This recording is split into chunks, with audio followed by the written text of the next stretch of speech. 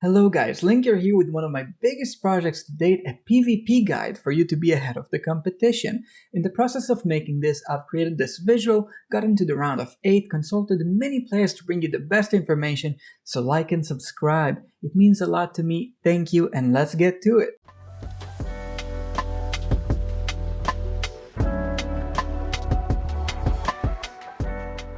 Starting with the visual itself, it has 4 sections: early, mid-game, late game, and counters. While I did have specific chapters in mind, transitioning between these will likely be determined by what you have and what you're up against. This is where I think most PvP guides to date have been wrong. They don't take into account context, which is what I'll try to do here. Instead of telling you what to run, we'll see how to make the best out of what you have, take into account what's meta. Starting with the early game, this is where things are simple. Here you don't have to bother with 3-set tournament. Instead, you need to set a defensive set for normal arena and you want to beat people on the offensive. To start, I want to cover traditional defensive sets. Traditional defensive sets are the most common formations used to get people to not attack you, and they differ from non-traditional defense, which is usually people being clever, setting suboptimal bait sets to be attacked and gain points. Now, before we talk about how to make a traditional early game defensive set, let's talk about what it needs to have. The best traditional defensive sets in the early game will revolve around an invested carry. This means you need to have a hero that deals damage at high ascension, with good gear and a good artifact. If you have access to the Elder Tree, signature items, and furniture, those are also important, and if you're before level 240, a hero likely needs to be one of your top leveled heroes. Ascension is relevant here too. Successful support heroes should add or provide CC where it's needed, heal, and sometimes even damage alongside the main carry. All support heroes on the set will also benefit from the investment like the carry, but at a much lower priority. Key points to notice when picking support heroes will be factional bonus, positioning, and synergy, and note how at no point did I mention counters or viability.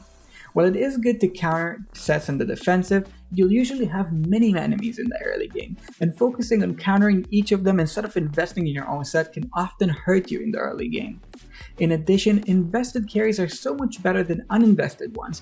Variability is not do or die at this stage. Having that said, there are known carry matchups it's worth to keep an eye for. Belinda usually loses to Shamira, frontline Shamira usually beats backline Shamira, ulting faster, Gwyneth or Aaron usually beat both mages, especially if positioned to burst them down, and Gwyneth or Aaron with Lyca usually beat the variants without Lyca. And while I can keep going on here, I'd rather not. The early game is very versatile, with many invested heroes being viable. Think Satrana or Thane. Because of this, you're best off building yourself and being ready for whatever happens. Here, I'll show you. Let's give an example of a good early game defensive set build. Sasha is chapter 16. Her irons and Albedo are likely tied to Torn and Belinda. For her, I would recommend a Wielder Dimensional team. Albedo and Source are in the front line, Ainz, Tassie, and Lyca in the back. The factional bonus buffs Ainz, the main carry who gets lots of utility and buffs from his surrounding. Albedo and Source are the tankiest units, taking aggression from enemy front lines, while Tassie finds a comfortable slot in the middle backline, a specifically vulnerable slot for most Aaron and Gwyn sets to be faced onto.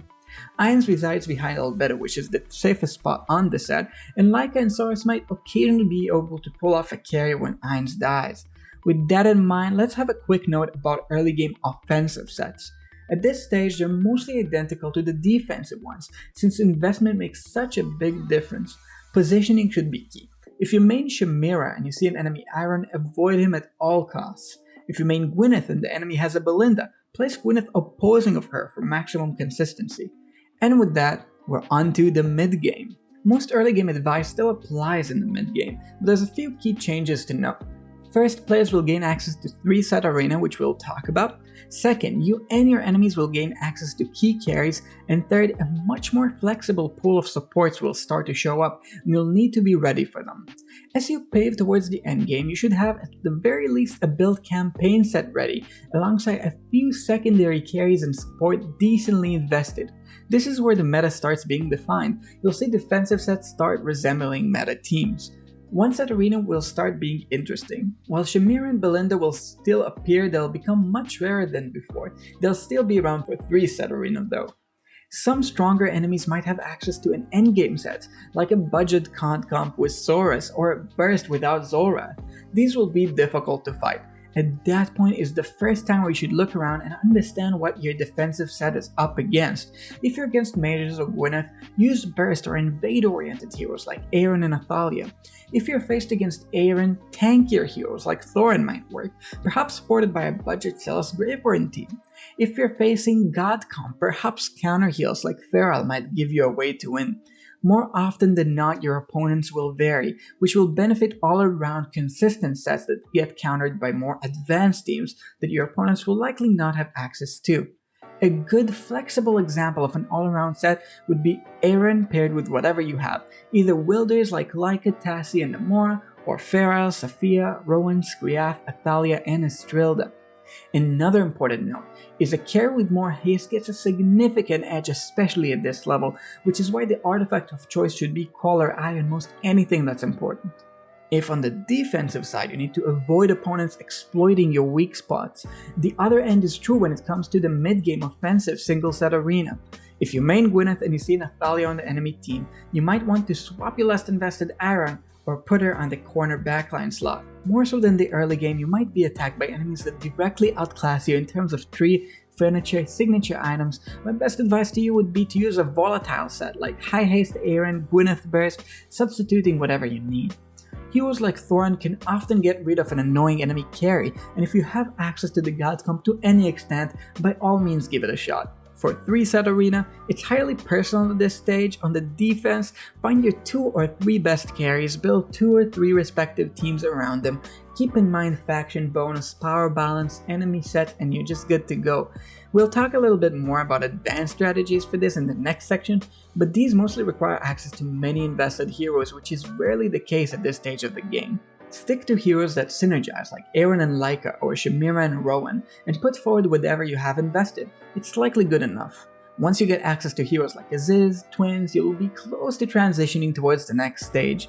On the offensive, the single best piece of advice I have to give you is there's no reason to spread your good heroes across 3 sets to discover you lost 3 fights. Instead, focus on fighting your 2 best sets against the opponent, 2 weakest sets. This is why the attacker usually has the advantage here. Be mindful of counters. Maybe peek in set 1 and 3 of the opponent is better if you get a Nara to face against an enemy Gwyneth, and start looking towards the next stage, the meta.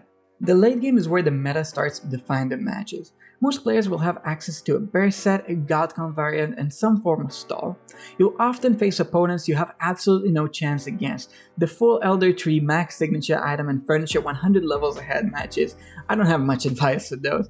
Where did I have some success fighting these is in LC. I'll let my Angelus round of 8 video run in the background while we talk about some endgame strategies. So for the matches that you can fight, the top end of the meta is quite limited in terms of set. You'll have the Burst set consisting of Aaron and Zolrath, you'll have the God comp or the recent Ain's God comp, and you'll have Celis Graveborn stall or Invade Core define the third team, including heroes such as Orthos, Alma, Flora, Scrag, Thorin, Feral, Nora, Athalia, Mizoth, Talene, Wukong, and just so on. Building your defensive sets around these is probably the best, substituting for what you don't have. For example, if you haven't gotten Talene, Saurus is a great fit for the God comp. Gwyneth is a decent substitute for Zafriel in most burst sets, and the third set is pretty flexible, even for heroes that aren't typically sought after in PvP. Think Daemon or Khazad. Counters will be crucial at this stage, and having access to signature items like Ain's or certain furniture abilities like Zolrath will likely define your sets. We'll talk about counters in the next segment, but 3 quick notes I have for you would be: first, remember you could reset your Elder Tree branches pretty cheap. Second would be to use your volatile sets like the God comp when trying to win from behind, and consistent ones like Burst when trying to win from ahead. Lastly, experiment yourself against your friends or guildies to get familiar with certain sets. As for counters, I'll start with the ones that get asked the most. The Ain set being Ain's Albedo, Rowan Twins, and Aziz in any order is extremely strong in the meta right now. You should use it yourself. The only sets it hates to see are Saurus God comp, especially the variant that replaces Twins with Athalia, the very tanky stall sets that can survive Ain's ulting multiple times, like Mizoth cores, and Burst Athalia has a decent matchup into Ain's at equal investment, but it's not consistent enough to be called a counter. Another way to beat Ainz is Mizoth, Aziz, Rowan, Twins, and any carry. Think Athalia, Source, Talene, even Gwyneth. The idea is you start spiraling out and he just never gets to ult on his team, but it's pretty dangerous because the enemy Aziz can often horrify, completely putting the final nail in your coffin. As for countering burst set, it's mostly about good stall sets and tech choices. Naka against frontline Aaron is awesome. Thorin Anywhere is an interesting pick, usually disabling Aarons and carries. Athalia and Mizoth are two heroes that these sets really hate to see, and there's some tech picks people brought to my attention like Shazam's Kelther and Almo's Ezio God Comp. As for countering stall, it hates traditional God Comp, which is usually out-spiraling it. Speaking of traditional God Comp, that's a set that's almost never completely losing. At worst, at equal matchups, it doesn't go below 30% win rate, and that's the best matchup into traditional God Comp would be any spiral set with counter heal on it. My three heroes like Source can outspiral Talene and counter heal her team. Athalia is a great hero that applies pressure. There's plenty examples, but virtually any good might hero can blend into these flexible God Comp cores and counter the traditional God Comp decently well. Look, this video is getting a little long and I haven't even covered niches like Isol God Comp, Kaz, Numisuin vs Cecilia. Despite this, I think it's informative enough to be a good start for any player starting out with PvP. Like and subscribe, these take a lot of time to produce. I hope this helped you. Happy New Year, and I've been Linker. Peace.